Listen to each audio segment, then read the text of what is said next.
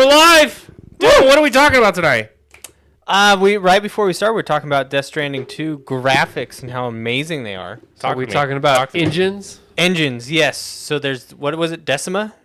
Yeah, I don't know how it's pronounced, but it's spelled Decima. Decima. Decima. Made by Guerrilla Games, which is, I mean, makes sense. Killzone always looked really good. Yeah.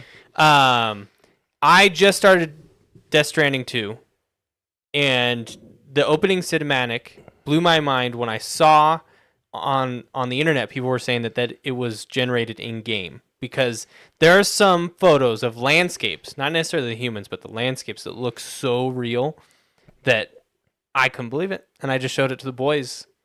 What do you guys think of it? It looks good. I'm kind of over the whole graphics for drawing me in, because I feel like we're right there. Yeah. But I would say it's on the prettier side of games that I've seen, for sure. Just the landscape detail. When they were running through on the rocky terrain, you could see a lot of the individual rocks, and they didn't feel like a texture that they just applied. It felt like individual especially items, the shadows. The shadow quality is insane. The shadow quality was really, really good, and to see that kind of start to jump out, I wonder if they have something similar to like Lumen. I would love to see like a tech. Has there ever been a tech demo released of this engine? Like in recent times? Obviously, this engine's evolved since it came out like over 10 years ago. I don't know. Look it up, Billy. Is there a tech demo for Decima? But we've seen so much on Unreal 5. I know, with The Witcher. In a weird way, even though it hasn't, because it's been around for a long time, I feel like this engine just kind of came out of nowhere. Yeah, you don't see really tech demos on the Unreal Engine. Nope. There's the Digital Foundry review. Huh. But that's very pretty. Very pretty. I'm with you though. Like it's good for like an initial draw, but it's not what's going to get me to buy a game anymore. Yeah. Because now we're getting to the point that almost with Unreal 5 being as accessible as it is, like everything's starting to look like that. Yeah. Like everything's starting to look good. Like I'm looking at that and I'm like, it there's no doubt it's impressive. Yeah. But it's like, what is it? This much better than things that I've seen? You know what I mean? So it's you look at it and you go, you still are impressed. Like, wow, it's a beautiful game, but it's like, well, I'm not drawn to it. When you jump from the Death Stranding 1. Oh, for you, yeah. For me, because I just played that one and you jump to this, that is when it's really like major leap. Whoa. You're like, damn, they made some progress. And like you're saying, that's not what sold me on the game. I'm already sold into because I enjoyed the first game is why I bought the second game. Yep. You know, it wasn't like, oh, the graphics look good, let me buy it. So I thought it looked this guy saw 2 seconds of dialogue and said, "Ugh, God, so much." Well, it was an hour of gameplay, and I'm like trying to, and I get it's the beginning of the game, so there should be some dialogue, but no, those like are I'm trying to find Kojima like games. gameplay to see the landscape. And it's just has lots of dialogue. A lot. Matt, I forgot to mention last time, the one actor I forgot to shout out that's in Death Stranding 1, it's Mads Mikkelsen. That's a badass name. I brought him up. You did? Yeah, I was like, don't forget Mads Mikkelsen. That's right. That's a badass name. Is that his real name? Yeah. That's badass. Guy from James Bond, Casino Royale. You would probably know him also as the villain in the first Doctor Strange. With the Doctor Strange, the first Doctor Strange? The first Doctor Strange. With the dark eyes? Yes. That's Mads Mikkelsen. Yeah. Oh, I love that guy. That guy's a beast. Yeah. He generally always plays bad guys. He's kind of like typecast into that. Mm. He played Hannibal in the Hannibal TV show. That's right. Pretty good in that. If you're into that kind of thing. Nah. So besides that, I feel like there's something else I played and I'm missing out. What have you guys been up to? Dude. It's the title of our episode here. Dune I cannot Awake. Stop playing Dune. Can't stop I've got almost 200 hours into it. I am fully addicted, and I don't want to tank the conversation so early. So if there's any other topics that we want to get to, but this is like a 40-minute rant that I want to go on to tell you all about the cool shit that's in this game. I mean, I'm not doing anything interesting. You finished Split Fiction. I did finish Split Fiction. Did I not talk about that on stream yet? He did. You did. Not finishing it. He messaged us in Discord. Last time I had talked about it, I had just barely started playing, I think. Yeah. He messaged us in Discord when he beat it, and he's like, just... Oh, is that what I'm interpreting? Because he Yeah. gave his rating, but you're right. That Yeah. was just in Discord. You're right. Yeah, I'm sorry. Okay, well, I'll keep it brief then, because I know Don't. he's getting antsy Don't. over here. 'Cause mine won't.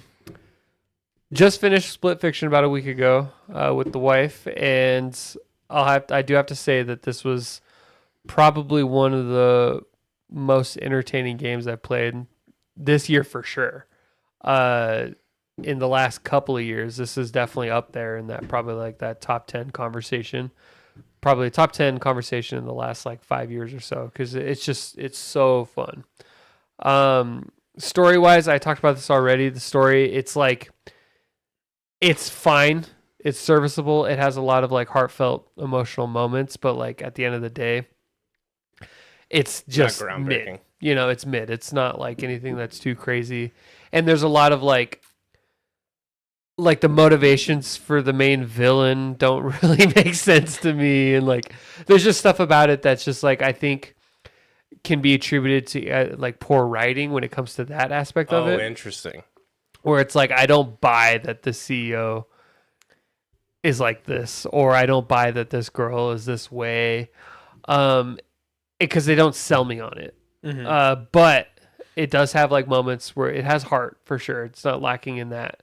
And at the end of the day, that's a part of it. But the main thing is like the gameplay. They really, really pushed like thinking outside the box when it comes to like co-op gameplay.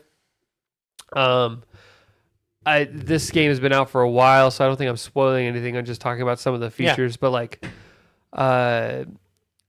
the final boss in particular is hands down the most creative final boss I've ever played in a video game ever. Wow. Wow. I'm not even kidding. Like it's insane. Like the whole level is crazy, and basically what's happening at the end is their system is falling apart that they're in. It's glitching, and then they are both existing. One is like a sci-fi writer, one's a fantasy writer. They're both existing in their worlds at the same time. So like one character is existing in this like sci-fi world, the other one's existing in this fantasy world, but like together. And like so one screen sees something completely different from the other. And then the final boss fight, this guy's going crazy on this god trip, and he's like grabbing the middle of the screen and like shifting it and like forcing you into different realities. God, that's so cool. And like you're like falling, and you're like you can't get through certain areas. You have to jump into the sci-fi thing, and like it's you have to play it because I'm not even doing it justice on how I'm selling it. This is not a fire giant situation. Yeah. This is actually like the most creative like thing I've ever seen. I think we need a shirt that says Fire Giant Situation, and then it's like a little... Not a fire. Oh man, But that sounds awesome. So it's so good. And like think about like the most fun you had in like Astrobot, platforming wise. Now picture that times 2 on steroids. That's the kind of shit you're doing at the end of the game. And it has some moments where like some sections are definitely more fun than others. But overall, this is like 9.5 to 10 out of 10, possibly like gameplay. Like it's so fun. And I would say as far as just fun wise goes, this is their number one so far. It does beat out It Takes Two, I think. Story wise, of course, I think A Way Out is still their number one. Yeah. They haven't really hit that storytelling wise, that peak again. But gameplay, it's off the chain. I think this is a game of the year contender for sure, which you've had a lot this year. But I think this one is going to be in the conversation for sure. That's It's awesome. Super good. I mean, when we went to the list, this year is going to actually be some competition for Game of the Year. Oh yeah. This is a banger of a year for really like is. titles that have come out that have been really well received, and I think this is the year. We kind of talked about it earlier, but like the year of a double A. Yeah. Because the studio that makes this is like a Enlighten or something. Light- Hazelight. Hazelight. That's like a double A studio, right? I wouldn't consider They were that double AAA. A for their first two. I think Split Fiction might be more approaching like triple A now. Okay. Just because they've had a lot of success. They had a really good budget now. But A Way Out and It Takes Two were definitely not triple A Yeah, games. Yeah.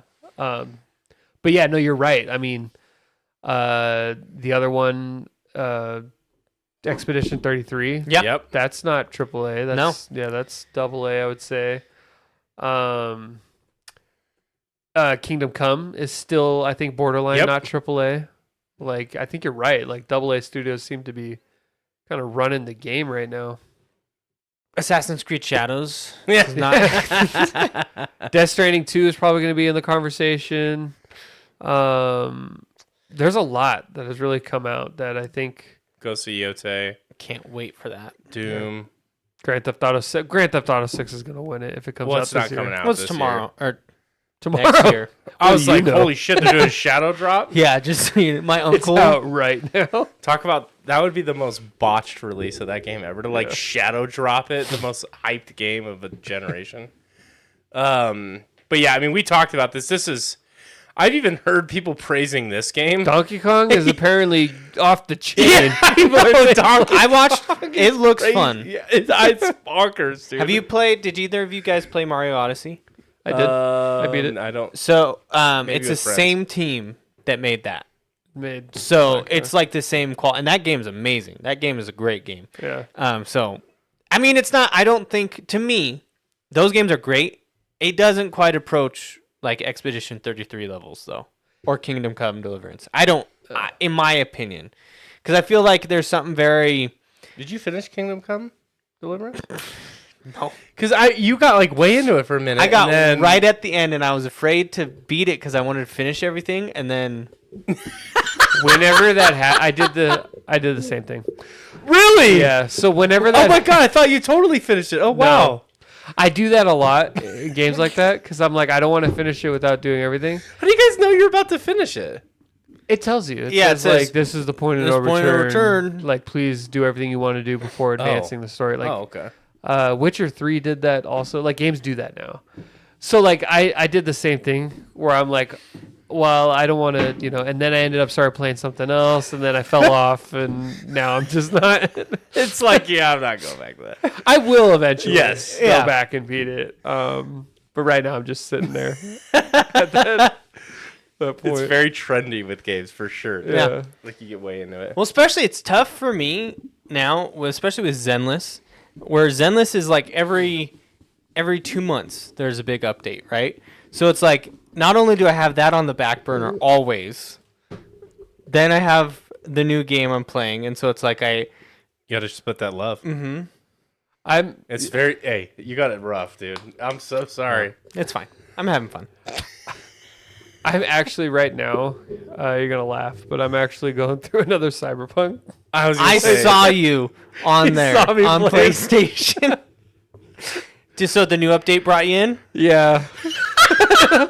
I'm still playing, So and I'm not even doing anything. With It the wasn't new the update. update. Yeah, well, what was the update? Was it content? it was right? Cars. It was like Yeah. cars and stuff like that. And It wasn't content. I was yeah. like, I'm gonna get on and just check it out, and then I was like, and I'm replaying from the beginning too. I'm not doing a Phantom Liberty start. I'm like actual the beginning, true beginning? free play replay, and I'm going crazy this time. Like I got to like level like 20 before even talking to Victor. The very beginning, I just started doing all this side like gigs Yeah. and shit. Like So Jackie's still alive. so Jackie he's dead now. I just Oh. finished that part, but like You were level 20 before he died. yes. I was like pretty almost to like level 24 even died. Wouldn't it be crazy if you could get to max level or whatever and then save him? 'cause you're strong Eventually, enough? yeah, there's like a Yeah, secret that no secret one knows ending. about. And Do, then like, it changes power level? the entire game is completely different. They No developed one's two. had that ending. That would be If I was the developers, I would do something. I wouldn't spend a lot of time developing that, but I would have like a secret ending. Well, I that's, just have like, it end. super weird. Or They that would did be that kind of in, unique. Like no sane person would do that the first place. You do something like Yeah. that's actually an interesting point. So you just have credits roll. what's when you it save in them. Far Cry 4? They did that. Yeah. There's like I never played Far Cry, so I not that one for 4. So I don't know if I'm doing Here, this justice. So what it is you go on this trip right? And you're in the Tibetan mountains, whatever. And this guy, the dictator, you're like visiting him for some reason. And he's like, hey, by the way, I think it's played by Troy Baker. He's like, hey, wait here a sec. I'll be right back. And like right before that happened, you saw some horrendous stuff going on. If you wait, the game ends. He comes back and you have a great vacation with him. And then that literally is how the game ends. Yeah. Why wouldn't you? If I was told to wait, because is it a long ass time or something? Or? It's like 15 minutes, and you saw him do some So the whole thing is stuff. leading up to that point. You want to get the fuck away. The game is making you feel like I got to get the hell out of here. So he's like, wait for me, I'll be back, very evilly, and he leaves. And the game at that point is like making you feel like you need to get up and go, and then that's how the game kicks off. Is you trying to survive. But there's a secret ending where if you don't actually do anything, he grabs you and you go on vacation. You go on it because you're there for a vacation. And the whole reason that he's like your enemy in that game apparently is because he's mad that you left. So if you stay, it almost turns. You remember the interview with James Franco? Movie? Oh, the movie. Yeah. It almost turns in that where like he takes you around in like tanks. Like you only see like a slideshow of it. Yeah, but it's like you just have a great time. Yeah, and then the game ends and you're fine. That's crazy. Yeah. So like, is the speed runs in that game hella boring because you just AFK on a hilltop for 15 minutes? I'm sure there's probably different routes or whatever, but damn, man. Yeah, and then of course Dune Awakening AA Studio by Funcom too. Yeah, that was not going to win Game of the Year, but for me it's fucking your awesome. Game of the Path Year. of Exile 2 is going to fully release this year. I think that's still technically a AA studio. I mean, it's been a big year. Yeah. I was just thinking about, imagine the secret ending on Cyberpunk where you're like max level and you go there and the heist is just successful and you sell the chip, make a bunch of money, and the game ends. Yeah, that's or they just have when Jackie's like, "Hey, V, we gotta hide." And you're like, "Nah, I got Smasher." Yeah, and you just the secret this Adam Smasher boss fight. And when you beat him, it's like, yeah, what a legend. Johnny never even gets introduced. Yeah, he's not even in the game at that point. I would kind of like that. That'd be cool. But they don't have like New Game Plus, so you'd have to spend a good you'd have to grind quite a bit to get to reach max. I did pretty much every street cred and gig you could do, and like I said, I was like level 20 at that point before even talking to Victor. What's max level again? 60 with the Phantom Liberty update. Because in the very beginning, the story is you go to Victor, who's like a Ripper Doc, who gets rid of this virus in your head after the initial gig, and then sets you up and sends you on your way. But so you're just roaming with a virus. There's actually no time frame to do that in the very you'll be beginning, fine. so you could do whatever you want. So do you have to do a lot of stuff outside of Night City? Just go into the plains? But in that beginning part, you could only go in one district. The rest is story wise is they section it off, the police, because of some reason or another, they had to quarantine the district. So there's only so much you could do. I think 20 is right around where you can get. And the main reason I did that is because I just wanted to see what would happen if in the very beginning Victor gives you these nice implants. Right? Yeah. Gives you these eye implants. Got some new tits. Get out there.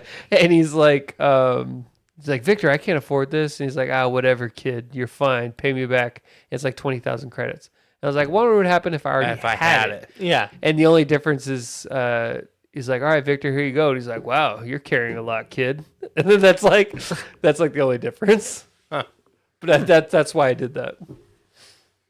Not that, Cyberpunk's a very old game. We don't need to spend a lot of time on that. Are you doing the same build that you always do, or are you trying something else?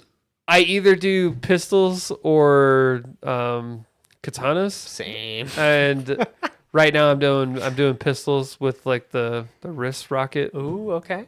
Feeling like a little one-man army.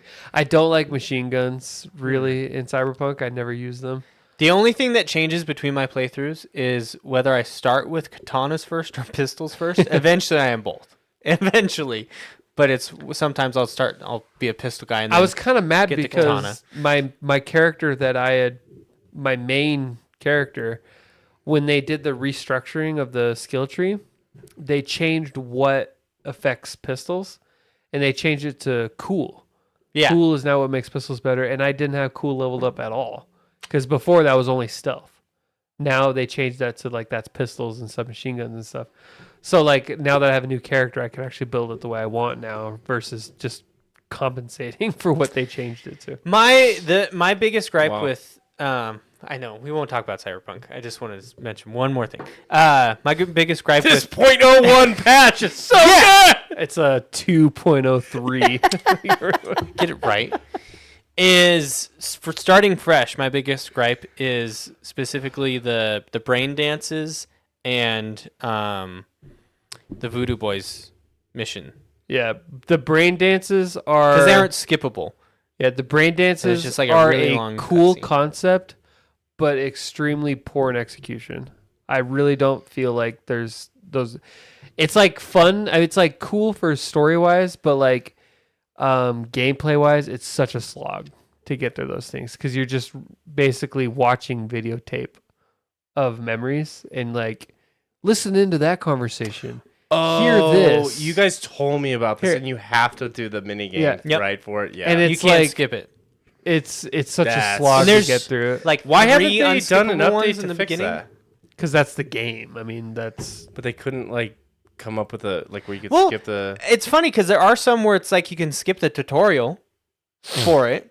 You can like they'll see. ask you need a breakdown. You're like, nah, I got it. I've gotten so good at knowing how to progress those things now, though, that I do it so quick. You're like, I'm like, I just fast forward to get to the listen to that, found it. do this, do that, and then like the whole thing, and they're like, "You got everything you need." I'm like, "Yep." Like, nothing else. but yeah, those are boring. I don't mind the Voodoo Boys one as much. Like where you're talking to Alt in the, you know what ones I. This sounds bad because everybody loves these ones online. I really don't like playing as Johnny Silverhand. No, I I- don't either. It's Yeah, like unskippable. like because there's like flashback missions where you play as Keanu Reeves, and I don't find those missions that fun. I don't think that he's like.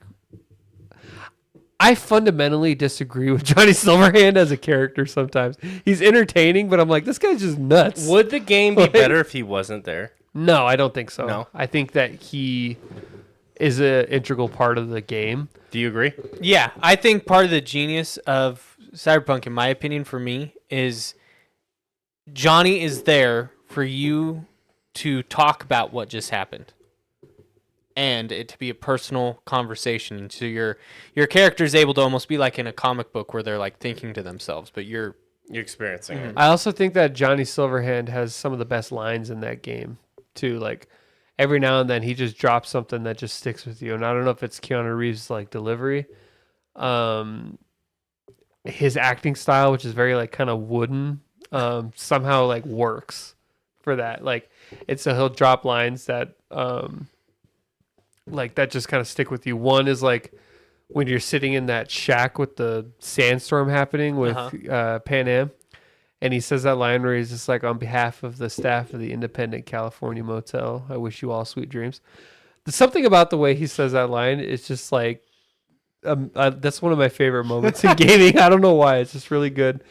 And then also at the very end when you're talking with him, and he slowly, like depending on what you choose, but he slowly lowers you back into the tub, essentially sacrificing himself to save you. Because at the end, you can win Johnny over, and like you build this bond with him.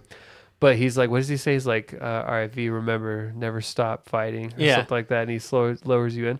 Like, there's moments like that I can't imagine what the game would be like without a character like him. So I think it's important for sure. I just think that his missions specifically are like kind of a slog. And like, cause he's just kind of like this anarchist before he meets V. And so all his missions are like, all right, now we're going to fuck up Arasaka. And you go and and every mission is like, all right, we're going to fuck up Arasaka. And then that's all his motivation. Pretty much is just he wants to topple society. For like, I guess good reasons. Cause he drops a nuke in like so Arasaka Tower, He which is like the literally- heart of Night City at that point. He commits like a 9/11 level like Event. event he blows up Arasaka Tower, which is like the largest tower in Night City, and basically levels it to the floor with a nuke. With the nuke. Yeah, like with a nuke. And so, like, this guy is not a hero. You wouldn't point to him as a role model. Yeah. And he's the one that's in your head, like on the engram. Yeah. And the whole thing is the personality construct is melding. So if the longer it's in your head, the more you just become him. And so that's why. But I think it works backwards too. I think it works both ways, which is why you can change Johnny at the end. Yeah. And make him like, you end up becoming like best buds with this guy. This terrorist, basically. You get Saddam Hussein in your head. Like, this is a nuts turn of events, but. So anyways. Before we talk about Dune, I did want to mention Superman. Please. Oh, yeah. Go for it. I watched Superman in theaters. Really loved it. Oh, shit. What's up, Hooded Dude? First live pod you catch, huh? Only because Drunk you're at drunk at 3:30. 3:30. Holy shit. What's up? What's up? Go ahead. Superman. Really enjoyed it. A lot of fun. I am somebody who, going into this movie, I was excited to see it, but I did not see the appeal of Superman. Like, growing up, even until now, I didn't get it. Like, I was like, I thought he was lame. I thought he was too powerful. I thought it was boring. It was like white bread. I was like, I don't want this. This movie made me like him. And I think James Gunn did great on that. I don't think it's a perfect film. But I think it's, to me, the best portrayal of Superman I've seen. And it's a very hopeful story. And my only gripe would be Superman doesn't get enough solo badass action scenes. There's a lot of other people and a lot of, like, they get the cool spotlight, which is cool. Yeah. But now it's that his own movie. Yeah, now that I appreciate him, I want to see him do some cool shit. But yeah, we were talking before the podcast. He's set up as supposedly like a weaker Superman. I don't know anything about the comics with Superman besides like very surface level. But in this one, he gets beat up quite a bit. I mean, the movie starts with him losing his first. Takes some damage. He loses his first fight ever against Ultraman, and then like he's constantly getting the crap beat out of him. But I think it makes it good. I think the reason it works for me is it turns him a little bit more into like relatable and a little bit more. He's me. Not me, but like makes him more. Makes me buy into him more. Relatable. I've heard a lot of comparisons between him and like Goku. So I was gonna say Goku, but Goku is relatable. Well, not that, but just that Goku doesn't always win. I mean, now he does, but he gets does beat now. up a lot. Yeah.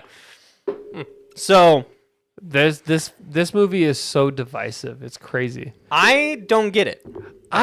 So people are like, so one of two reasons. One is for political reasons, which we're not going to get into. There's a whole thing with that. But the other thing is also like the Snyder stands are what are they so doing, dude? They're gonna destroy the DC universe. Like this is coming from a guy that likes the Snyder films. Like I talked about it on the podcast. Even the Zack Snyder's Justice League was one of my favorite superhero films of that year.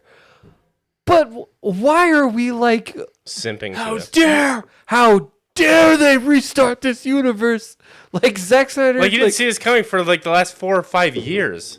Yeah, like I'm sorry, but there was a lot of things that weren't amazing about the Zack Snyder films, and James Gunn had a proven track record of good stuff. So I don't know.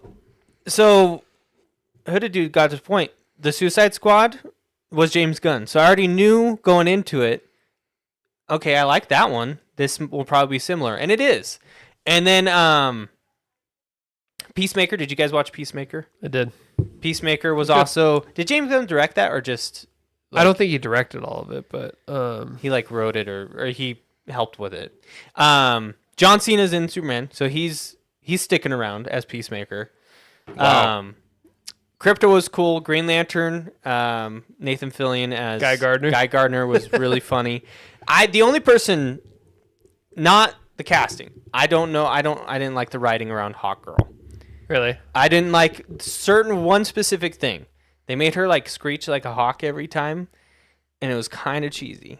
It was kind of like she doesn't. Does she do that in the comics?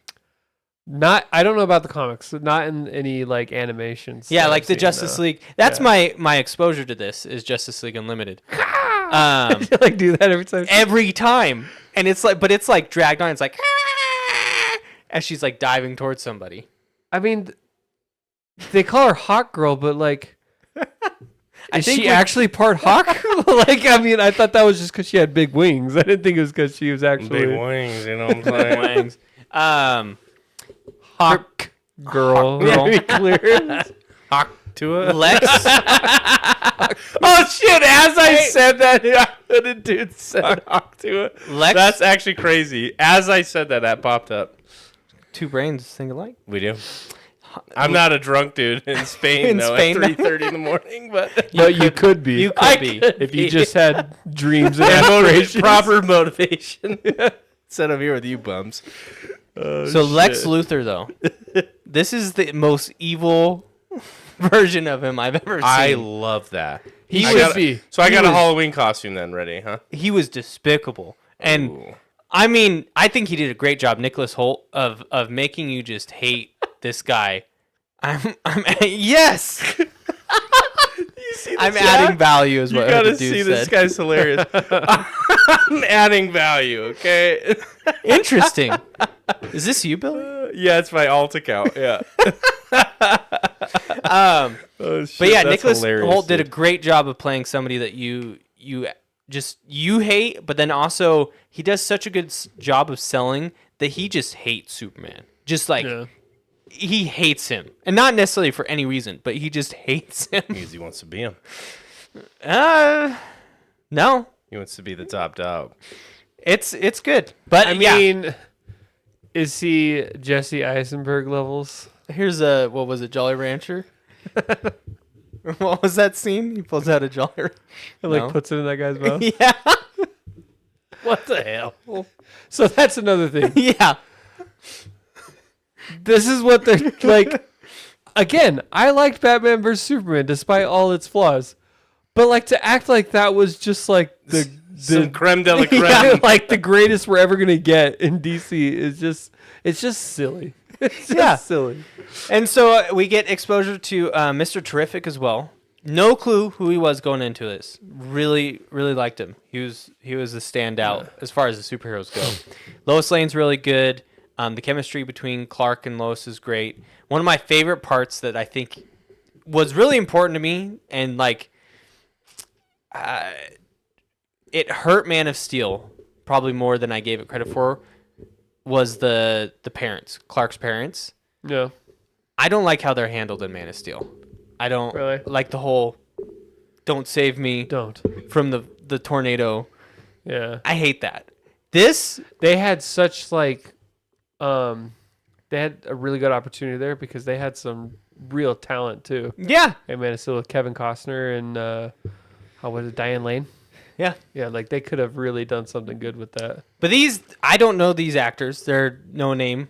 They look like a Ma and Pa. But whoever wrote Pa Kent's writing, it's my favorite scene in the movie. At one point, Superman's down and out, or like, he's kind of sad.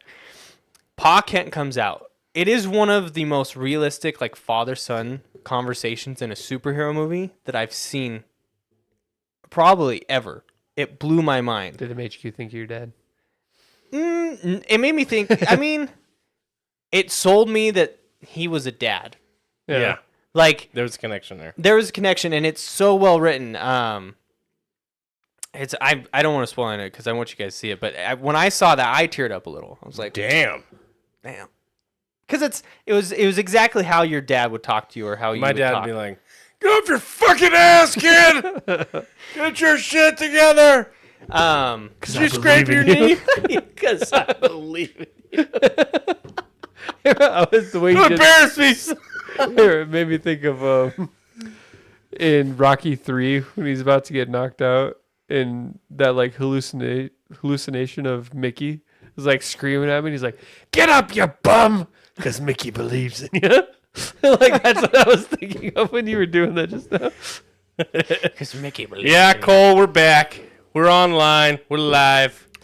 Took a week hiatus. We had we didn't even address that because it was controversial. Guess who's back? It's so controversial. Yeah, Back again. We skipped last week. We missed the 80s live back. stream. We had some fellow travelers. We had some. To be fair, we didn't Personal even stuff. bring up the. Normally we like pre-plan these things, and on Thursday last week, we didn't even bring it up. We were just like, I think we both kind of understood that We still understood the assignment. without the glue, apparently, I guess that's me.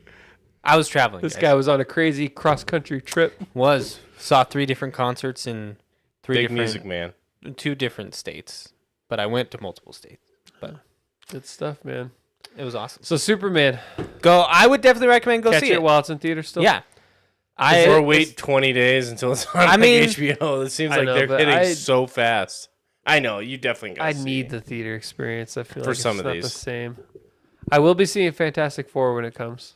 I want to 'cause see that. I'm starting to That's now. I've soon. heard That's good- like really soon. This I've weekend. heard good reviews come out. It's getting good reviews so far. It's at like 87 on Rotten Tomatoes. Not How that are people reviewing it already? Like it's- the they review really- embargo? like critics already got a screening. but so I thought already- Rotten Tomatoes wasn't critics. No, it's a combination of critics. So the critic, well, there's critic reviews and then there's the audience. So that's why you have like certified fresh by critics and then whatever by Typically, audience. I'm more concerned with the audience scores than the critic scores, anyways. But that Critics are being usually said, wrong. I still look at it to see how the critics are Yeah. feeling. But like ultimately, it comes down to the audience for me. But I do think that if this doesn't make a lot of money, Marvel's got some hard times ahead of them because even Thunderbolts, it was well reviewed by critics and fans, but it was a box office bomb. So we'll see what happens. The future of gaming. What about it? What did we promise that we're not delivering on? You don't even remember, see? It was gaming consoles. It was the future of Xbox. Is what we're going to talk about. future of Xbox. And it was really my topic. This guy, because he's the king of our number one clickbait fan. titles. Oh yeah, that's really working for us, isn't it? No, we were going to talk about the future of Xbox gaming. Let And me it was see, just what was it? because we talked about it Oh, a yeah. little bit. The future of console gaming and Xbox new. And Xbox you guys fucking new- rambled on I and on know. for an hour and a half. This is And what then you had a happens. chance to talk. I still haven't even talked about fucking Dune. You talked about Dude, Dune. 40 minutes in, I haven't said anything about Dune. Because you named the video before even discussing with us. Oh yeah, because you guys are rich with topics. We have a whole fucking We have channel been this whole talking. time. If you just said, "Hey, what do we want tonight's episode to be about?" We could have spitballed it. Oh, And I instead- gotta prompt you. Instead, this What guy am I, the goes. fucking This guy secretary? goes, you know what? Fuck them. I'm going to talk about Dune for the 4th week in a row. Jesus, Because fuck them. for the 4th week in a row. Oh, right, God. well- We have a fucking channel dedicated to podcast topics. Now we're at the point where we have to talk about last week's topic. Jesus, No, but damn it, Hooded. This is on you, Hooded. Fine, we'll go to the freaking future of console gaming. All right? Jesus. Big Value value. Billy. This Big guy. Value Billy. Big value. Jesus. That's like BVB. It's like a mascot for a menu at McDonald's. I've gone international, boys. Big value This is B. Big Valley Bill. Bub. BVB. Sounds like a disease. BVB. I've contracted BVB. Cole, you're walking in on a hell of a time. Yeah. Jesus. Okay. All right. Future of console gaming. What was that about? I don't remember. So, we never talked about it. So I hinted towards this. dude's leaving as we're starting. Got to surf tomorrow at 9 a.m. Oh, that sounds like fun. It's Have a 3 good one, a.m. and man. you're drunk? Well, I'll burn through it then. Got a sir. The future of console gaming.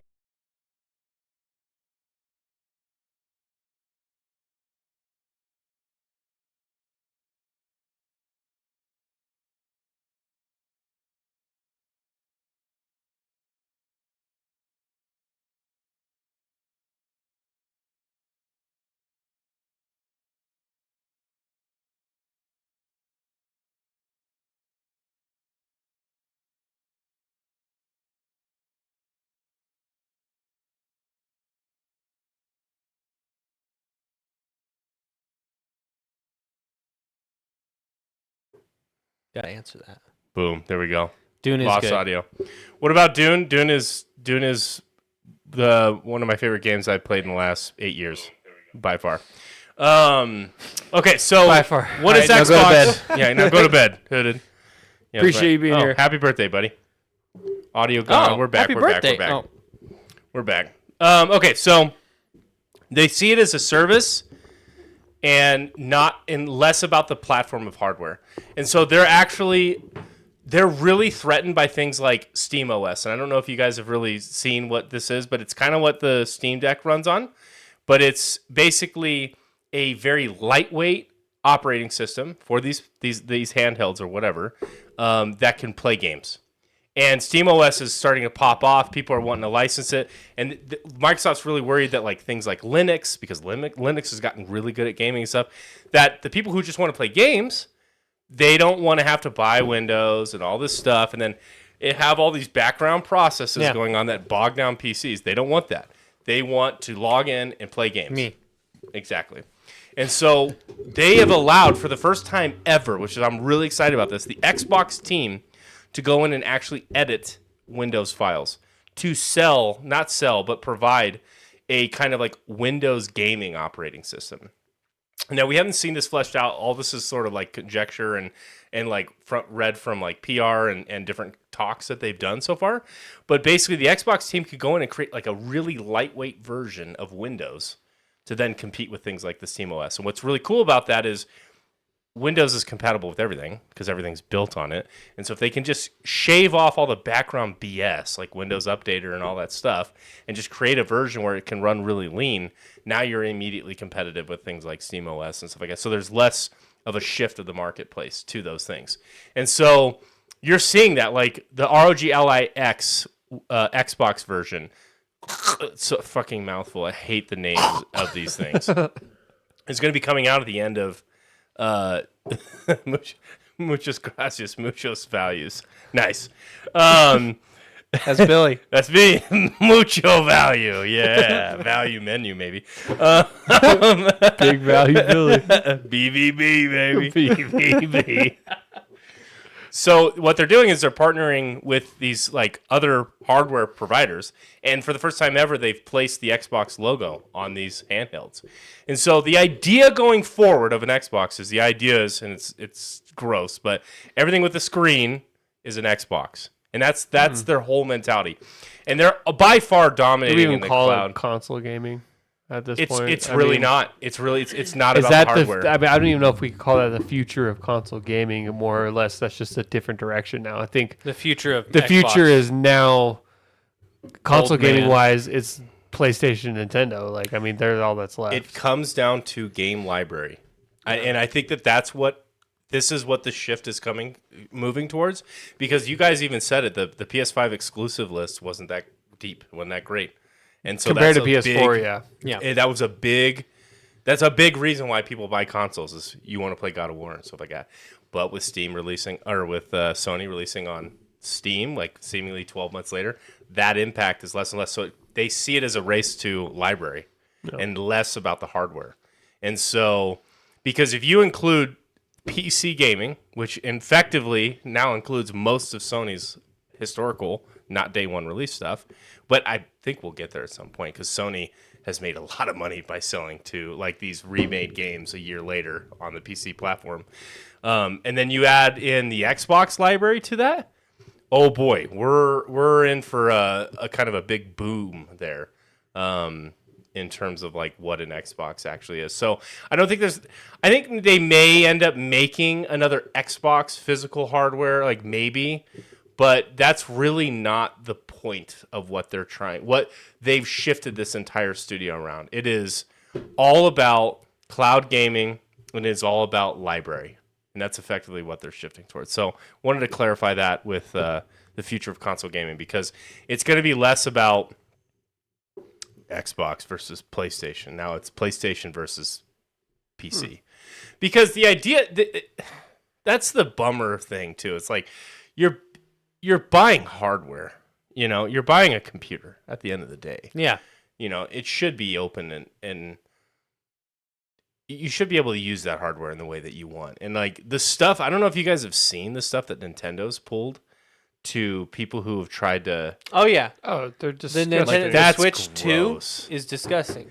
And their games being like $100. Like I just that is really upsetting. They're selling to children Yeah. too. On top Yeah. of that, so like It's tough. it's I don't know. Nintendo's been kind of slimy for a while, like last couple of years. I feel like It's going to be interesting to see what the PlayStation 6 is going to be like because I think we're going to see an announcement soon, right? Soon, I feel like. I mean, this is coming up on the 6th year, and usually each generation has about 7-ish years. Yeah. I think we're going to see I'm calling it now. I think we're going to see a massive jump in price. Yeah. I think we're going to see like I think like an $899. I would like maybe a $799 and $899 pricing. What was the PS5 Pro price? $750? $750, something like that. Yeah, so I could totally see. I think it's going to be like $800 for the base version, just because, and it also lines up with the next generation, like RDNA, because it runs on RDNA graphics. I think, I think that sinks in well. Like we're starting, like the next version of that drops like next year, so they'll, that lines up well with the Sony release because they're going to probably be it's already using that. Yeah, so. We will see. That's going to be interesting to see how all that plays out. But yeah, I mean, it's the bottom line is that we're going to have a lot of competition. Adjusted for inflation, the PS3 is still the most expensive Yeah, I think it'll always be. console that I've ever. What's it for inflation? Adjusted for inflation, it would be about $930. Oh. in today's And I don't market. see the PlayStation 6 launching for $1,000. Yeah. I just don't. No. But like, that's the thing. Like, I don't like that these consoles are priced at that, and people just think, well, that's the price, and I get all of what it. No, you have to buy the online. You got to buy the games. Then you got to buy the controller, an extra controller if you want that or whatever. Like, you're if this comes out at $800, you're in this for like $1,100. You know what I mean? Like, just off the rip. You know, so We'll see what I think happens. that's the interesting counterpoint to a lot of to PC is like I think we're going to see a lot more competition. I hope Sony continues to open up their library to like the PlayStation to PC platform because They're I being think strategic they've made on how they do it. so much money from doing it. Yeah. I mean, I played Ratchet and Clank, on PC. Like they've made God of many War is millions. released. Spider-Man is released. What else is? I think Horizon Zero Dawn. Horizon Zero Dawn. Just Did not Ghosts- Bloodborne. Did Ghosts Tsushima release? Yeah, I think so. On I think. It's always about like 12 months, seemingly. Like it used to be like 2 years, and then it's gotten down to like 18 months, and then 12 months. well, for the Helldivers release. was simultaneous. They released that on. But I don't know if that's like one of the. I wouldn't consider Helldivers one of their big dick titles, right? It Like became one of their big dick titles. sure. Actually, that's a good point, huh? Because I think that game. I don't know if this is true. I have no data on this. I think that game was more popular on PC than it was on PlayStation. Everyone I know in real life played on PlayStation, but probably globally, you're probably right. The amount of PC gamers that Yeah. I know that have played that game, it's profound. I'm gonna look this up. Helldivers. Steam DB. Whoops. Let me see.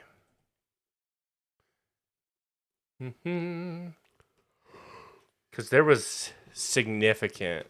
Is it still on the top? I don't know. Helldivers 2, right? Yeah, Helldivers 2. I never knew this until recently. The first Helldivers was a completely different game. Mm-hmm. That was crazy. It's like not even an over-the-shoulder shooter. It's like a top-down, like 90? isometric. So this is as of November 5th, 2024. 95% of Helldivers 2's players base come from PC. 95%. That was November 5th. I Yeah. fucking called that, dude. That's Okay. crazy. There's still today alone 50,000 people played this game at the same time. 50,000 people were logged in at the same time playing this game. This is just a random Tuesday. Now let's pull up It's had Cyberpunk a- 2020. It's had a I'd love crazy- to really talk about Mass Effect and Cyberpunk if we can for the Let's next. just fit that in.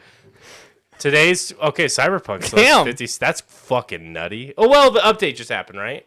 Like So a like week if I ago, did maybe? 3 months, if I did the 3 month chart, what does that look like? Yeah, it's been climbing because of the update. Because how good it is. May 26th. What's that peak from? I don't know. Oh, that's Cyberpunk Day. Is it really? No, Oh, I think were you setting me up to answer that? You don't know about Cyberpunk? you don't know Day? Cyberpunk Day? There was one day where like in the timeline where Johnny blew up Arasaka Tower. What day? And it was like this is like Johnny Silverhand Day or whatever. Johnny Silverhand Nuke Arasaka. August 20th, 2023. Oh, that was a while ago. Oh. But I bet if you look at August 20th, 2023, there's probably a huge ass spike Did they on do that like game. a live event in the game? I don't think so. No. That's just in the lore. That's the date that it happened. So people just waited online, just sitting, staring at the tower, like anything gonna happen? It blows up. No update. It just Blows up and then corrupts your save. Yep. Bricks your console. Your save has been nuked. it fries your console and It gets says courtesy of Johnny. yeah. And then it's Get like fucked. his engram flipping Yeah. you off. Fuck Arasaka. What? Get Lord. This isn't the P score. Chew it up, spit it out. What? I think Rogue says that when he's like, "What about the innocents?" Dune. All right, I'm ready now. The moment we've all been waiting for. Bust out the beef Wellington because you're in for a treat. I promise this is not pre-planned, but I've been needing to pee for a long time. I'll wait. I'm gonna just step. I'm here. Awkward silence, no talking the whole time. Yeah. Let's all say a prayer together. While he's taking a piss. I was gonna do it. I was gonna stay here in silence. the whole I time. know you were because you're that kind of Chad. Commit to the bit. Yeah. But what? We were talking about settings before. And the walls are pretty thin. I bet you can tell you hear me. But we were talking about game settings, about not settings, but like engines. Oh yeah. Dune, we looked it up. I think it's built on Unreal Engine 5. By default, like I wasn't running it. I just I booted up and played it and really haven't changed it much settings, which is unique for me because I usually have to dial in a lot of things to get it work with my monitor, but I didn't have to do it. They did a really good job of polishing that part of the experience out. So that made me very, very happy. But I was playing around the settings last night, and there's a setting that I think by default or maybe based on my preset, it's off, but it's Lumen. It's the first game I've ever played with Lumen. And my biggest complaint with the game is my base. I have a Harkonnen base, and I use the Harkonnen tiles to build my base with, like the themed stuff. And the worst time of day to be in my base is when it's the brightest outside, because the contrast, the way that the game renders, just fucks it. Like I literally have to pull out my flashlight. Oh wow. And to walk around my base in some place because it's just so dark in there, and it honestly sucked because it was annoying. And even my flashlight, it was the way the game was rendering. It just was not bright enough, and I'm like, I couldn't even find the stairs in sometimes, and I would run it all the time. I'm like, man, can we figure this out? So the server went down for like 20 minutes today, and I was playing around with the settings, and I saw Lumen on there, and I'm like, wait a minute, what the fuck is it? Like, I'm like, I know about Lumen. Yeah. Like, I didn't know that was in this game. I guess let me try playing around with this. So I turned that on, tweaked a few other settings. It is like night and day for how the light gets rendered in my base. My base looks so sick and bright now. It's so legit just by turning that on. Now, my performance dipped a lot. Yeah. Because it's like heavy. But this game was built to run Lumen. And it is a game changer. Does the Lumen staying on? The Lumen is 1,000,000% staying on. Bringing everything else down. Oh, God. Yeah, well, I just turned on DLSS and then got my frames back up to over 100. So there you go. Oh, yeah. So, talking about the Decimus engine, the Death Stranding one, this is probably, granted, I only have like a couple hours in. It's probably the first game as a console player that... So now they've started to put like, performance mode or like quality mode. They give you the option to change? Yeah, most games Whoa. now give you performance mode or give you quality. Like, and it's a lot of people have issue with DLSS. Yeah. Okay. yeah, and so like, what do you want the console to prioritize? Most of the time, pretty much all the time, I'll choose performance because I want 60 FPS. Like Cyberpunk has that option, and I always shoot performance. This is the first game, Death Stranding 2, that I'm on. It defaults to quality. It's at 60 F. Like I don't need to change it to performance because it's running already at 60 FPS. Usually, when you switch it on console, it'll automatically drop to 30 FPS like immediately. This game is just that optimized. And I haven't, like I said, I've only played a couple hours, but I haven't run into any lag moments. Stutters. Yeah, I haven't run into any stutters or frame drops. That's the word I was looking for. And so that amazes me. And so I really, with Lumens, can't wait. Dude, I don't know if Lighting that's going to be a setting that you crazy. can turn on and off. I would assume that would be a preset that's already selected for you.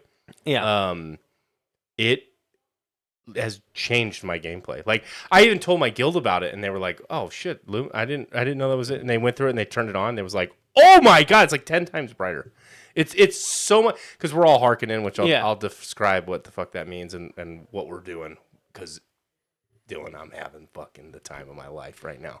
I am like going to bed at 2:00 in the morning every night, and I am loving it every second awesome. of it, dude. My watch said I averaged 5 hours of sleep last week. I am like waking up at like 7:30 and getting in, put in an hour or whatever before work, going on, take my lunch, boom. Like I am hooked with this game. I'll tell Kyle this too, but I was telling my wife this and she didn't believe me. But I've already had this game has already for me surpassed Elden Ring in terms of enjoyment. And the reason is because of the online aspect.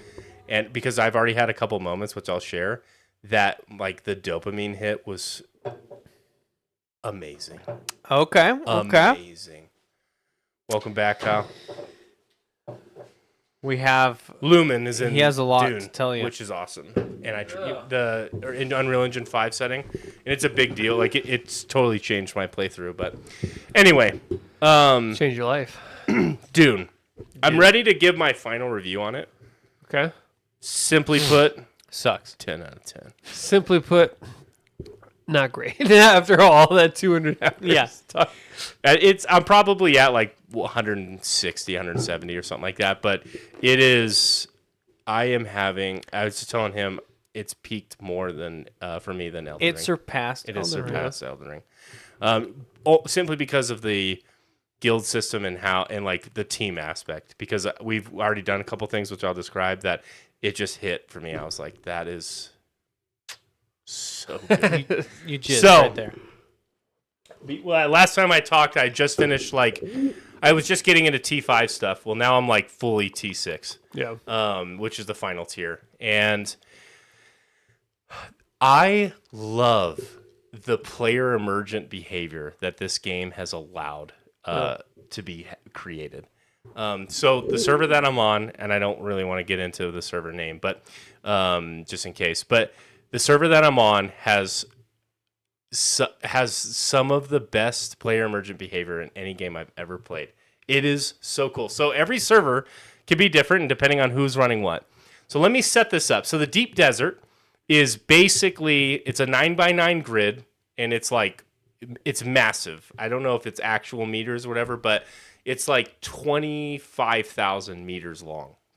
It's a square. Yeah. It's 25,000 meters, So to fly to some parts in the Deep Desert, it can take like 8 minutes just to fly. You're just fucking flying there. So quick question, Billy. The Deep Desert, is it all flat or most of it?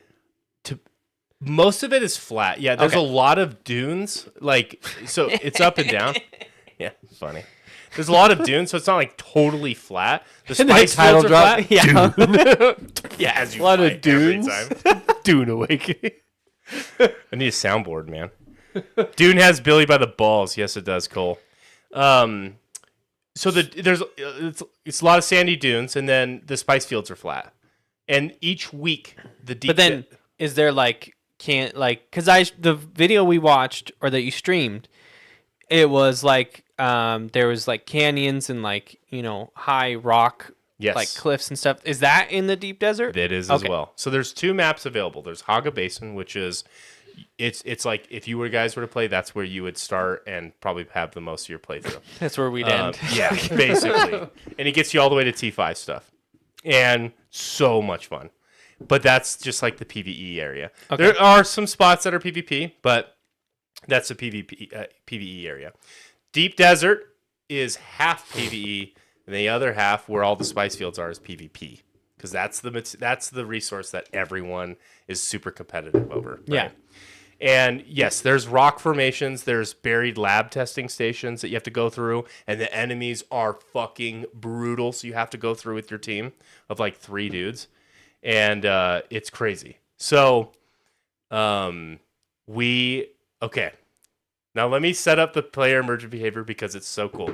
So I was telling you guys that my guild, the House Storm Wraith, what's the name of it, was the #1 participating guild on the server.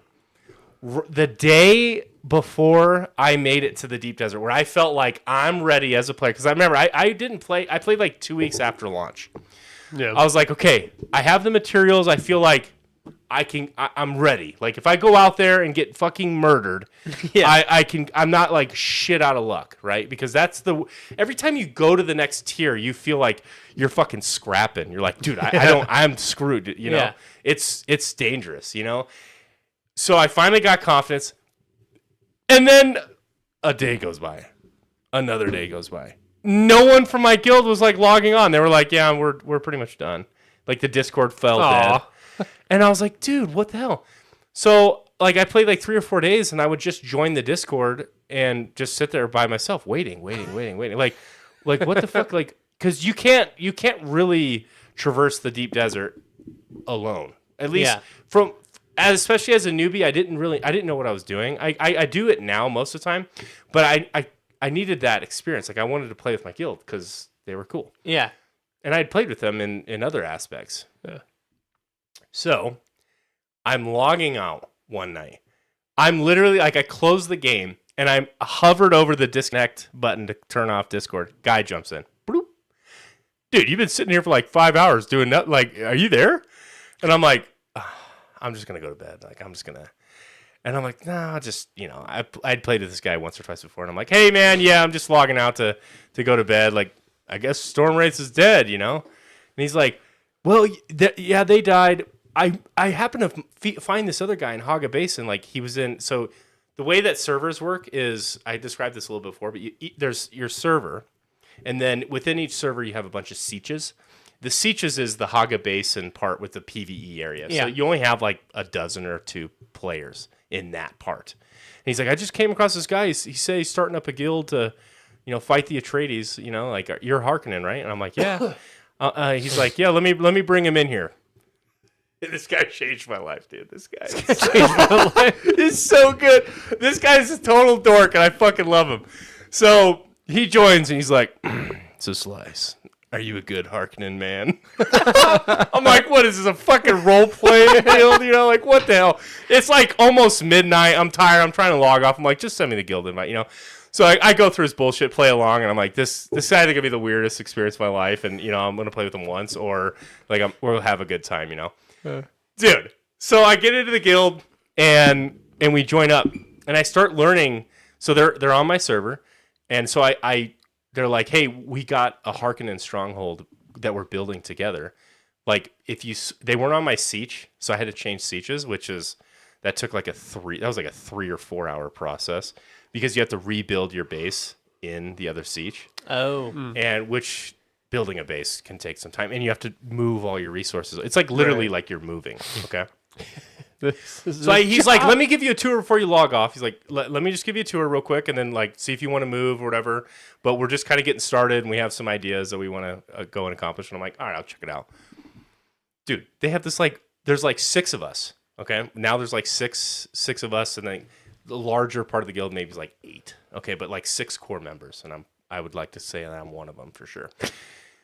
They have like this whole Harkonnen stronghold, like all these themed buildings, like some of the craziest some of the craziest bases I've ever seen.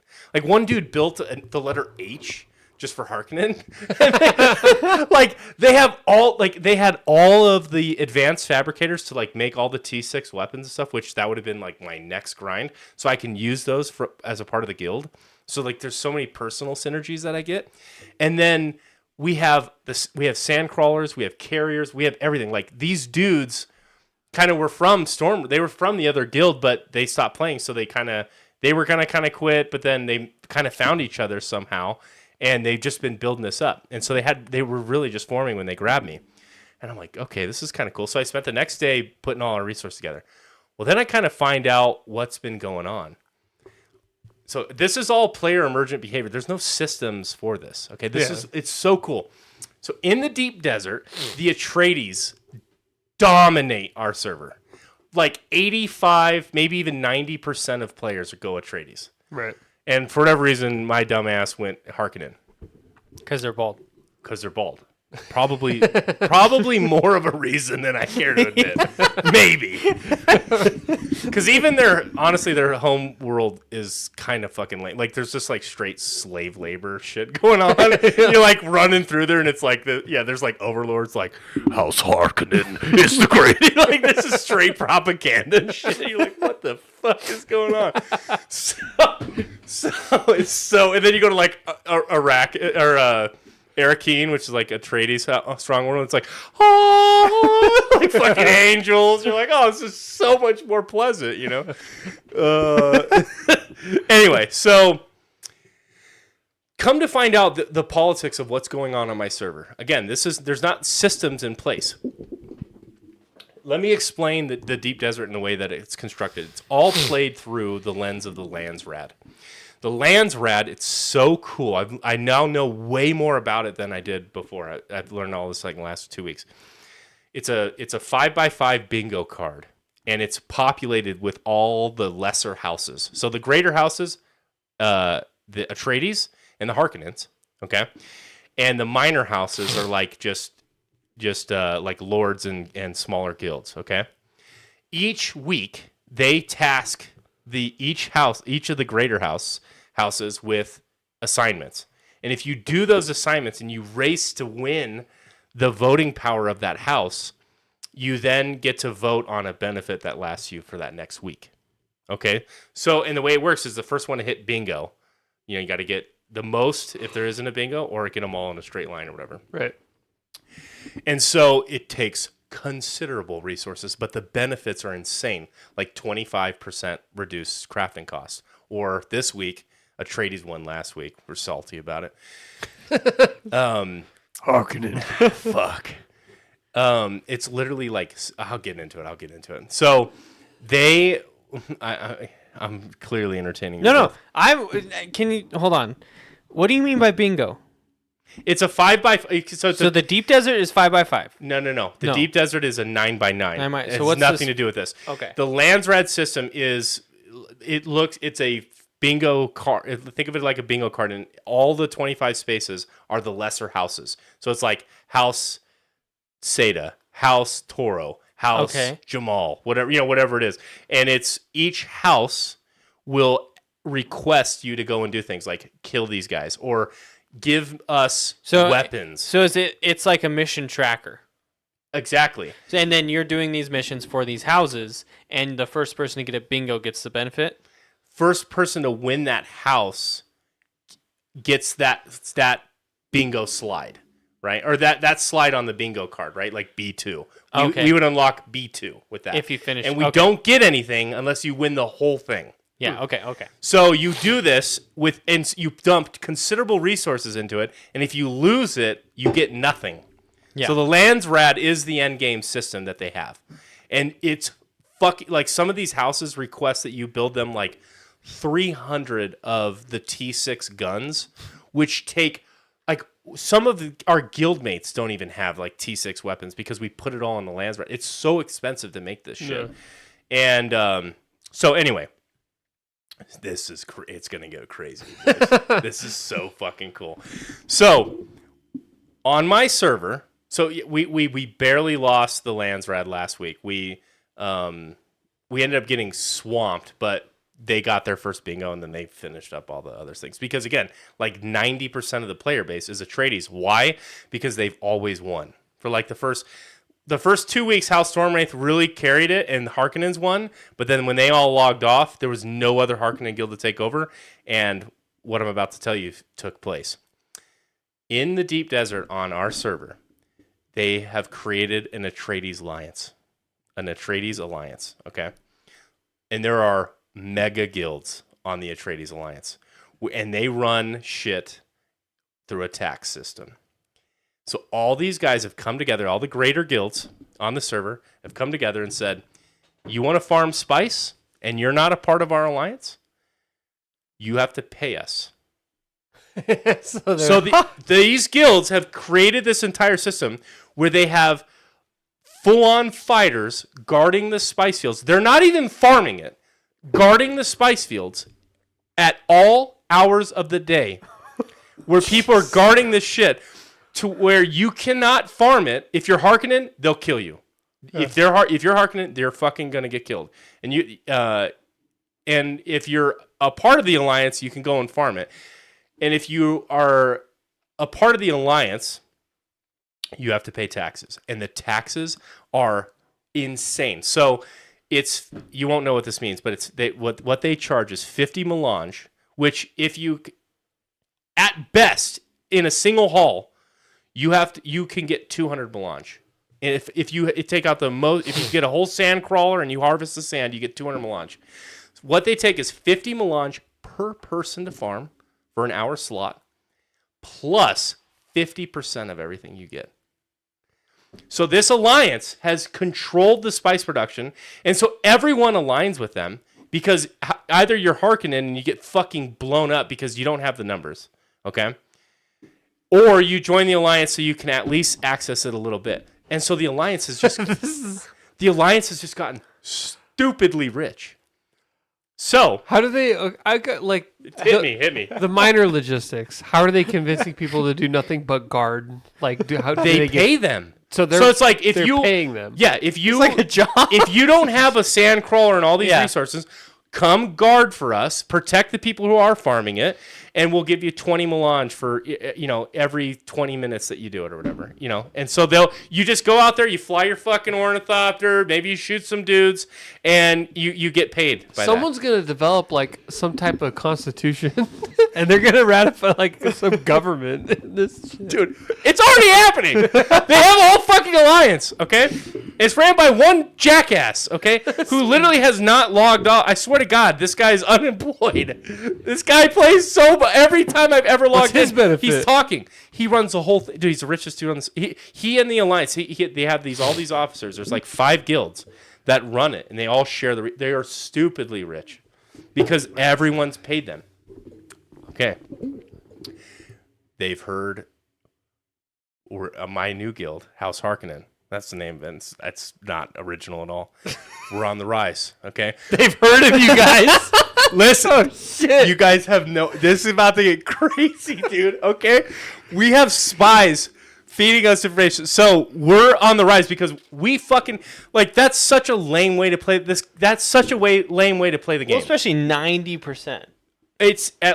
Yeah. Well, because, so I didn't explain this. The reason why most people are Atreides is if you're Atreides and you're winning, you get all those benefits. You don't, whether or not you participate in the deep desert, just because you're aligned with the Atreides, you get those crafting benefits and other stuff. So most people, because they always win, they just align with that and they get the benefits. Well, here's the crazy thing. The Alliance has kept increasing the taxes on this. And they keep going up and up and up. What? This is like mimicking history. Dude, I know. Crazy, dude. So they keep jacking the taxes up to provoke a war. And so a lot of the minor guilds that are constantly having to pay these outrageous taxes to go and mine these spice fields, they're funneling resources to us, House Harkonnen, to win the Landsrad, so that they can defer to Harkonnen to win. If we can win it, they'll defect to Harkonnen so that we take it away from them, because we're the only guild that has been able to stand up to the Alliance. Yeah. And it's only 6 fucking dudes of us, and that are taking over this server. And we got close last week, but we couldn't do it. Thing, if we were a popular podcast, you'd actually have to be careful about what you're saying.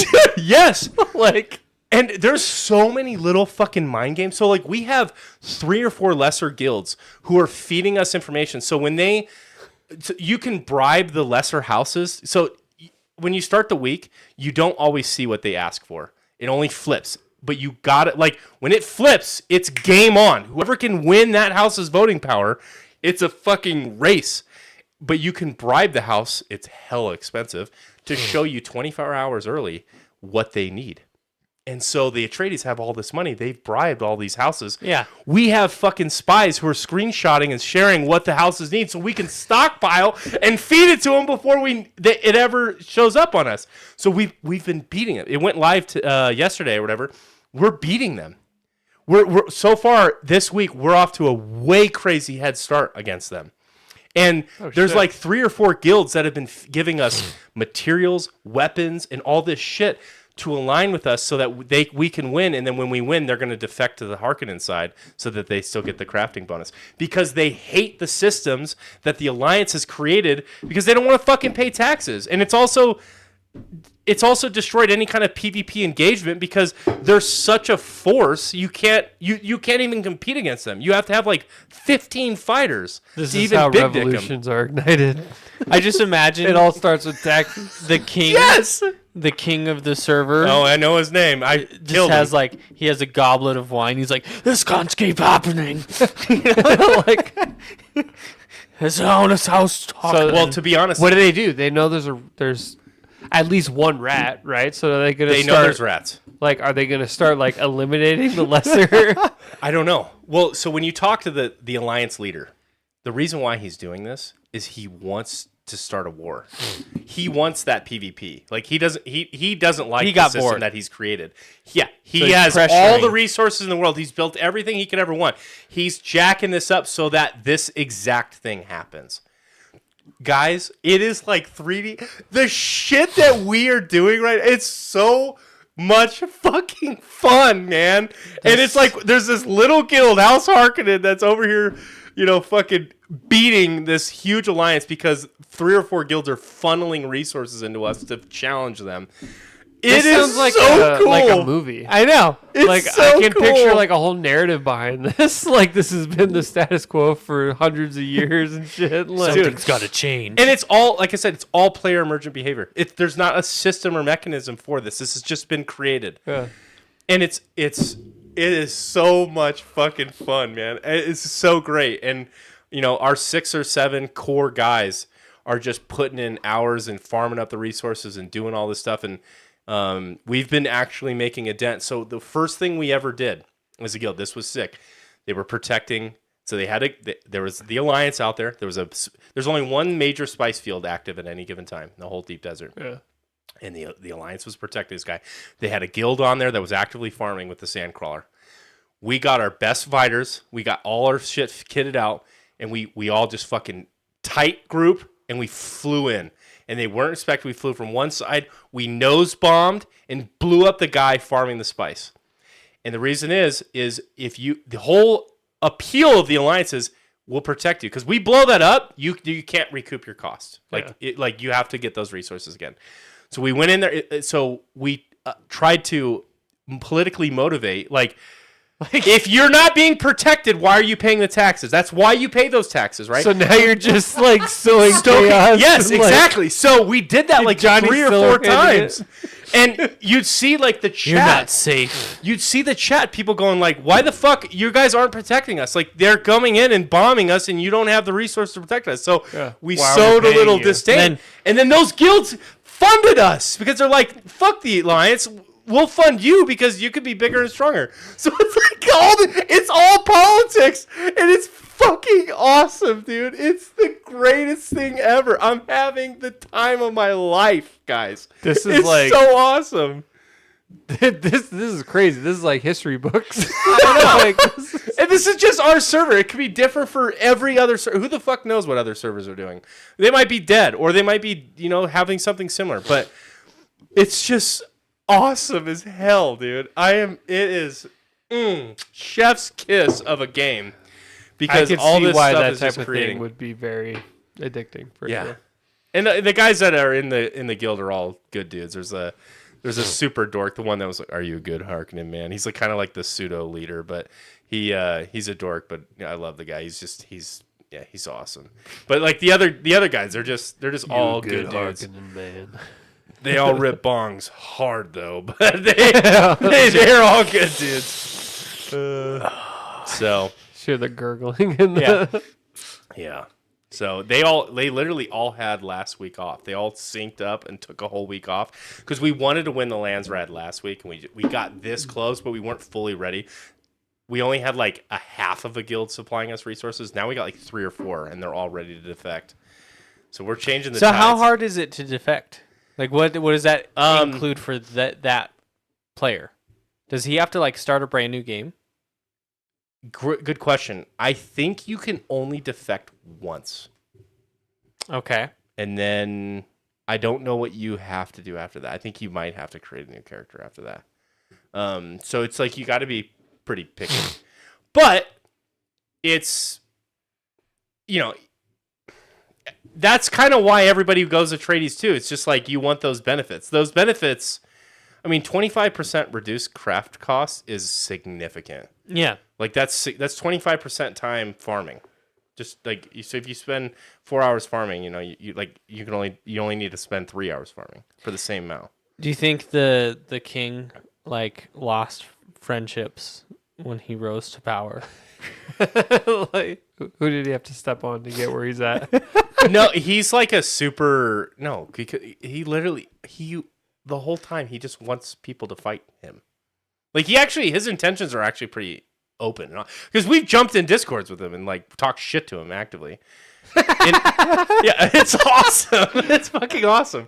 But he's open and honest. He's like, I'm doing this so you do fight me. Like that's my favorite part of this game. Like I want this is a PvP end game. I want there to be PvP. So I'm doing this so you fucking fight us.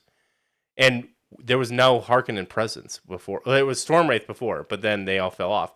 So now it's us.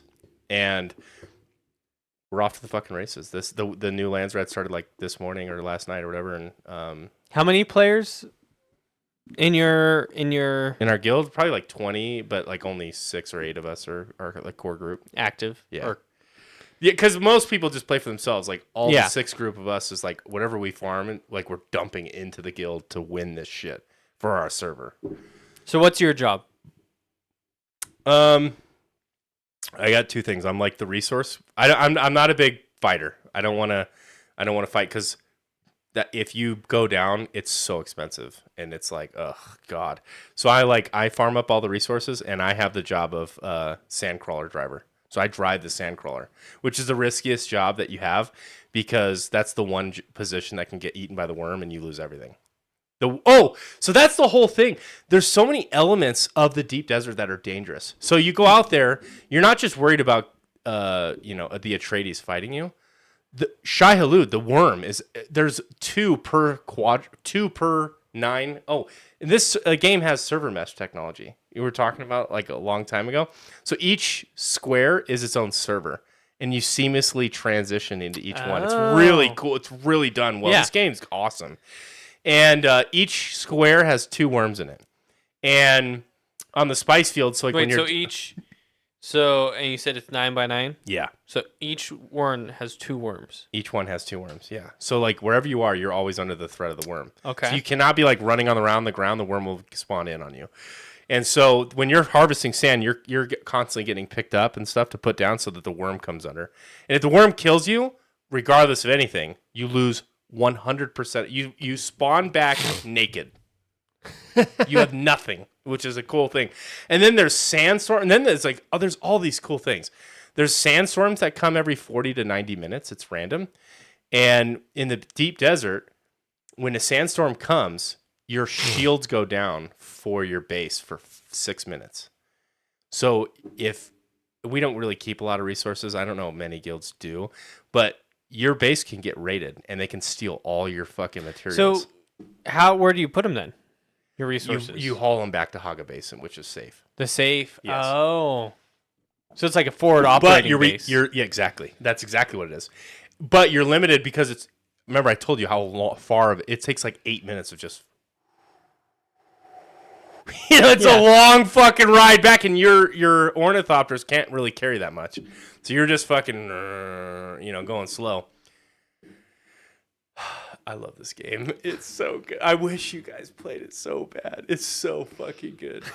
I wouldn't even touch you for like 65 hours. I'd say like play for like 70 hours before you even talk to me because you're not going to be ready for it.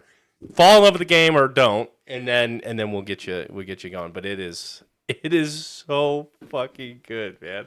This I conversation tonight, that this is making me more interested in it than all the previous ones combined. Really? To be honest with you, that's the kind of stuff that intrigues me. It's Not cool. like the survival, like crafting and lasering rocks and shit. Like the political aspect of this, that's super interesting. That's to me. crazy. That Yeah. that there was a government erected essentially. Immediately on launch. Like these guys, they basically were the first ones to the deep desert, so they got all the resources and built it up, and then formed all this. They call themselves the Lord of Arrakis. That's their name of the guild, and they're fucking royalty on the server, basically. Wow, that It's sounds like good. a lot of fun. Dude, thank you. I'm having a good time. So anyway, that's all I want to mention. That was like a 20-minute rant. That's pretty 30-minute awesome though. rant. It's so cool. So, do you think how long do you think this can keep you engaged? Oh, Like active in the guild? They have 4 DLCs planned. Okay. And the next one should be coming out actually pretty soon. Like within a few months. What are the DLCs? Just like different areas, or The story has not finished. so story? So they like the story was just kind of like part 1 of like the story. It kind of unfolds over which the story I've kind of gone back and watched some videos. Like it's actually kind of interesting. I was kind of telling you I think on the call one night, but the whole story is set in this world where Paul Atreides wasn't born. So like, Paul Atreides has a dream, and he imagines a world in which he wasn't born, and then this is the vision. Alternate reality type shit. And there's like a bunch of stuff you learn, some stuff, and so it's kind of actually pretty interesting. And I'm really interested in the Dune universe as a whole. Are they going to introduce like new crafting stuff? Like Guaranteed. Yeah. There's probably going to be a tier 7, in terms of materials. So guarantee with all that stuff it'll be like that. So But like, do you think how long are you going to stay with this guild? Like, because from my understanding, I'm a ride or die boy. yeah, Guild Wars, you were pretty much one guild forever. Guild Wars 1, yes. Guild Wars 2, the guild system actually sucked in that game. You could be in 5 guilds, which meant you were in no guild. the game's called Guild Wars. Yeah, and funnily enough, in Guild Wars 2, there was no such thing as Guild Wars. You couldn't do it. Stupid, dude. It's fucking terrible. But yeah, as long as these guys are playing, like I'm having a blast with these guys. So, I mean, I think As long as it feels like this, right? We play forever. I still have a few personal goals that I want to achieve. Like, I want my own carrier. I want my own sandcrawler, not the guilds. So there's some vehicles and stuff that I want to make. Yeah. I just built my first T6 ornithopter. That's like really tough to do solo player, and I did that solo. I earned all this up myself. I didn't have a guild help me. Nice. There's another T6 assault ornithopter that I want to make, and then the crawler and the carrier. So there's some stuff I want to make, and then I mean, as long as there's an alliance to fight, because so what? Let's say shit goes down. Harkonnen all of a sudden becomes the ruling. I know, and then we're gonna do the same thing, right? So would you stick with them? No, because the gameplay of that. Oh, definitely. You stick with your crew no matter what their political motivations are. Well, because I have like voting power in the guild, so I could decide whether or not I agree with that. But unless somebody takes ultimate control. yeah, and I already know becomes who would too probably try to big.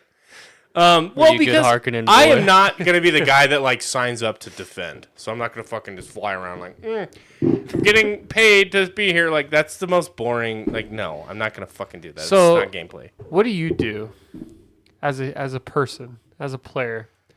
What happens if, for instance, the dude that says, "Are you a Harkonnen man?" What if he's a double agent? Oh, believe me, that we already think we have some moles in our own guild. Really? Yeah, we think we have people playing both sides. I mean, it has We've to be, had right? well, so like when you're a guild and you're But do you sharing let resources. do you let things get to you, or do you just Well, then we have a see how it civil plays war. out? Then Yeah. we have a civil war. We boot them, and then there's a whole thing. do you excommunicate him from the guild when you find 100%. out? So, funnily enough, we let this guy in, and he was originally part of Stormwraith. He had a lot of like the original resources. Like he was pretty built up. There's some questions of like whether or not he bought gold. There's some questions whether or not he maybe got involved in some duping. So like, Yeah. because he had more wealth than he probably should have. And so funnily enough, a couple days after he was in, so like when you have guild permissions, depending on what you're doing, like you have access to our guild vaults. Yeah. There's a couple things went missing. He logged in the morning and it's like, hey, where'd that go? Never quite could figure it out. So it's we pull the leash back, we give it forward. It's like you just dynamic, you gotta watch out for that shit.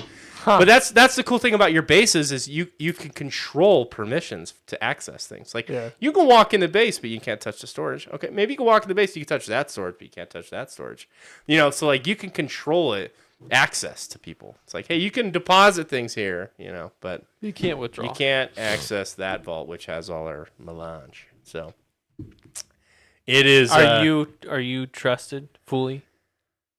I would say so because all of our spice runs, I've donated I haven't taken a cut. I give it to the guild. Yeah, so. but what if they think that- you're playing the long game?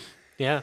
Well, that had to be a very long game because I've donated. Like I could have had a lot more personal resources than I had. So, and we don't because the lands reds kicked off. We don't even technically like if I couldn't steal as much as I'm technically owed, so it wouldn't really benefit me. But yeah, I mean, just like we have spies for them, I guarantee you, because we have spies that have access to their Discord. They screenshot the messages that they're talking about, like, hey, we're going to go fight here. We're going to go do this. Here's our guild base, whatever. Yeah. They send them to us, and we could see the leaders talking about what they're doing and what they're setting up. And the leaders over there already said that they have access to seeing our lands red tiles of like what we're working on. So it's both ways. It's both ways. Yeah. That's the fun part, right? Like you just play and you don't know. You gonna get in the weeds. There's gonna be like certain tiers of who can control what layers and like. So have you had anybody reach out to try and sway you? Like, is that how they recruit I'm pretty under spies? the radar because what? Is that how they recruit spies? They just reach out via Discord. And the guy who goes, "Are you a good Harkonnen man?" He calls himself a propagandist. He'll fucking just go in there and just like. He's kind of like a semi-role player. He'll be like, join House Harkonnen for the cause and fight. Like, he just out there spewing propaganda shit. Is he the one that suggested dive bombing players? And that was a leadership decision. We were like, we have to sow. That's my favorite move. Yeah, you guys sow discord. We have to sow because everyone will buy into the system if it works. We have to show that it isn't always going to work, and so we fucking we did it exactly. Yeah. So we just lined up and fucking beelined it, killed this guy. Oh, I have a YouTube video of it. I'll show you after this. It's the funniest thing ever. I will show you. I clipped it, and I got the first guild kill. So it's fucking awesome. You said you killed the king once? Yes. So in the deep desert, there's labs. And they're terrible. It's one of the worst systems ever because the box is on a respawn timer and you don't know the timer. And so you could stand there for an hour waiting for the loot to spawn. It's not fun. But they're PvP zones and they provide really good loot. So you want to do them, but they're just like if you catch it at the wrong time, you could be waiting a long time. And it's just like this is not what I want to be doing is standing next to a chest waiting. So and the chest can only be looted once. So, like, you have to share the loot and stuff, which kind of sucks. But anyway, so we go into one of the labs, and the 2 Alliance leaders are in there. And they're just sitting there waiting to fight people. And they have way better gear than me. Like, it's not even... They have all the T6 highest spec shit. And I'm in T5. And half my shit's broken because I died 8 times going through the lab, and like, this is terrible. And so I 1v1'd him. I almost won. I would have won if I fucking power pack didn't break and I was basically useless. But we were fighting them. We kept him in there for like an hour. We fucked with them, but they ultimately ended up getting the loot and won. They're just better. Like, they just have more shit. What? You lied to me. What do you mean? You said you killed him. Oh, well, yeah. We traded kills. Oh, okay. But like in the end, we lost. I thought you lied. He won one of the battles, but not the war. It's not the bigger battle. Exactly. The war's still going on. Exactly. No, we killed him, and then we didn't realize. Like he respawned, and then ran past us, and because they were behind a shield, and you can't access that shield. So anyway, it was like a whole thing. But yeah, we did kill him at once. So we hit him with a poison dart. And The levels at which, like as far as like you say, player emergent style is happening, it feels reminiscent of like how people play like Eve online. The amount of people that reference Eve, like how similar it is, that's a great pull. Apparently, and I didn't know this, Ark is very similar to this game, but struggled with...